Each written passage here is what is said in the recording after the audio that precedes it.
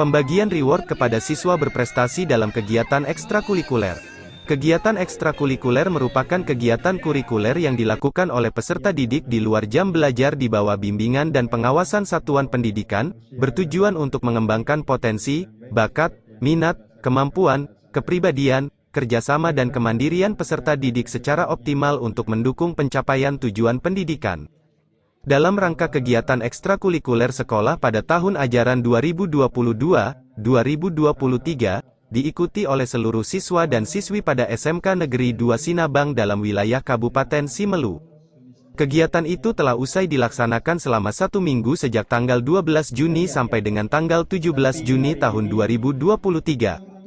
Fitrawadin SPDI selaku pembina OSIS SMK Negeri 2 Sinabang mengatakan, kegiatan ekstrakurikuler itu dilaksanakan setelah kegiatan ujian semester genap tahun ajaran 2022-2023. Adapun kegiatan itu berlangsung selama 1 minggu sejak tanggal 12 Juni sampai dengan tanggal 17 Juni tahun 2023 yang diikuti oleh seluruh siswa dan siswi kelas 10 dan kelas 11 yang terdiri dari 4 jurusan, yaitu jurusan Teknik Instalasi Tenaga Listrik, jurusan Desain Pemodelan dan Informasi Bangunan, jurusan Teknik Kendaraan Ringan dan jurusan Teknik Komputer Jaringan. Pada kegiatan tersebut, pembina OSIS bersama tim membuka beberapa cabang kegiatan ekstrakurikuler kepada siswa dan siswi, yaitu cabang olahraga futsal, cabang olahraga badminton putra-putri, cabang salat jenazah dan cabang nyanyi solo.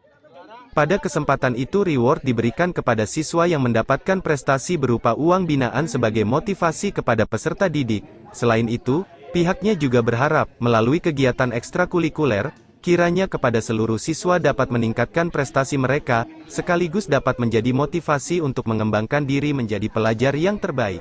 Untuk kegiatan ekstrakurikuler semester ini, reward kita berikan kepada peserta yang dapat juara seluruh cabang, yaitu cabang futsal, kemudian cabang badminton putra-putri, dan cabang sholat fardu, yaitu berupa uang binaan kepada peserta yang mendapatkan juara ekstrakurikuler pada tahun ini.